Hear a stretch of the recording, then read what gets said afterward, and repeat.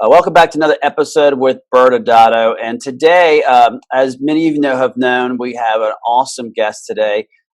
We, as attorneys, we often are trying to figure out things from a legal side. But one of our great partners, Jeff Segal, is joining us, who's actually a doctor of medicine besides a doctor of law. And he has written a lot of articles throughout this pandemic about what's going on and things to consider. And recently, he wrote an article about to mask or not to mask. And it was a very interesting article. And I felt like this was an opportunity for Jeff, for you to come on and really talk about that question. Should people be wearing masks or should they not? And as you and I have discussed before, it's gotten very controversial as whether or not people should be wearing masks. Yeah, so I wrote the article to mask or not to mask, mostly to see if people understood the Shakespeare reference. And I think what I learned is that most people did not. So onward to the substance of whether we should wear a mask or not. So my take on this is that we seem to have been living in a binary world, which is full lockdown. Nobody goes out. This is like the worst plague since the 1400s, or it's business as usual. And the truth, like anything in life, particularly in law, is that it's something in between. Can we get back to our lives? I think we can. Will it be life as we knew it before? Probably not exactly, but we can get close to it. And to me, the hallmark of what it would take to get there would be wash your hands and wear a mask. Wash your hands and wear a mask. And if we can engage in those very basic public health recommendations, I can't say that everyone will be safe, but I think we'll be safer. And the purpose of the article was to suggest we already kind of do this with a number of other public health initiatives.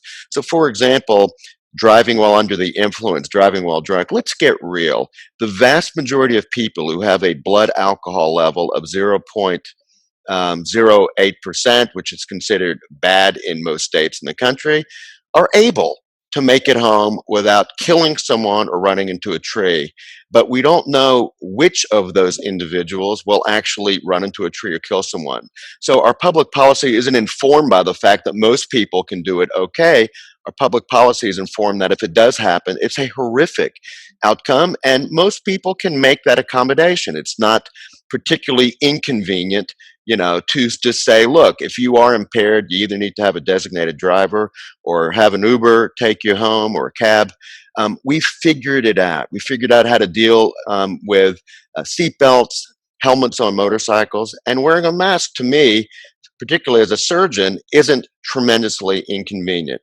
So I've heard people say, what's the data? Give me the data.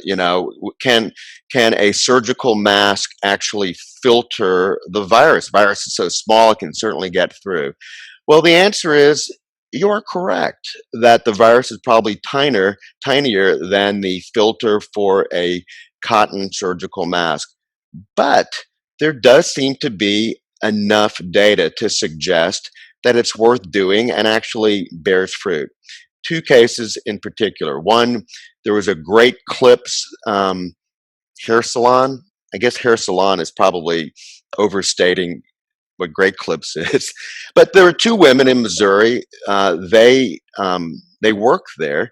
They were wearing surgical masks, and they worked on over 100 clients over a narrow window of time. All of their clients were wearing masks.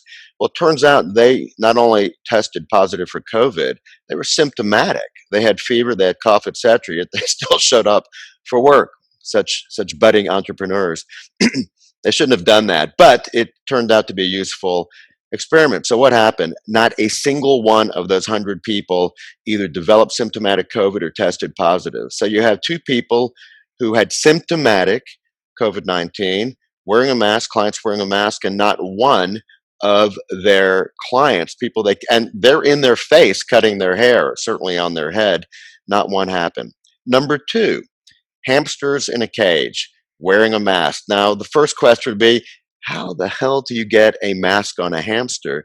Well, they didn't get the mask on the hamster. What they did is, first set of experiments, they had a collection of hamsters in a cage with COVID, and then other hamsters in a adjacent cage without COVID. And it turns out hamsters can get the coronavirus. What happened? Most of the hamsters uh, in that adjacent cage ended up getting COVID, symptomatic COVID. Um, Next experiment, they put a surgical mask, which is, the cotton surgical mask, between cages, ran the experiment again. Almost no hamster developed COVID. There were two over a large number. We're talking about single digit percentages that developed COVID. And of those two, the amount of virus that they were able to isolate from their lungs was far lower than otherwise, and they had minimal symptoms. So even if they were to catch COVID, which a handful did, they were less symptomatic. So is this the end all and be all? No, there's probably more data. If you look at the Asian countries where religiously they wear masks, uh, they've not had to lock down. Some of them. Japan, for example, had an editorial, Wall Street Journal yesterday, saying we didn't have to lock down. Here's what we do. So the larger point is that America is a big country. We have 50 states. It's a federalist entity. Every state's going to treat this differently.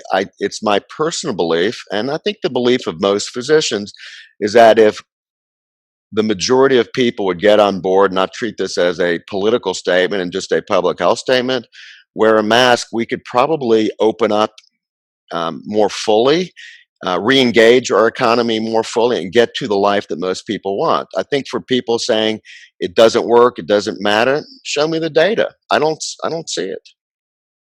Awesome. And first off, I love the hamster story, because you and I both wondered how they surgically add the mask to the. How did they do that? And I dug and dug. It was a paper out of Korea, and I was fully as it was expecting. The Korean researchers had taken micro sutures and had sutured a surgical mask to their face. No, they just put a surgical mask between the cages. That's what I would have done.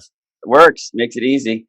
Well, and I think you're right, Jeff. I mean, I think that's the big issue that we're all faced with, is we all have to make a personal decision here. In some states, there are requirements now that if you're out in public that you have to wear a mask, or to walk into a facility. I know in California, you basically have to wear a mask, period.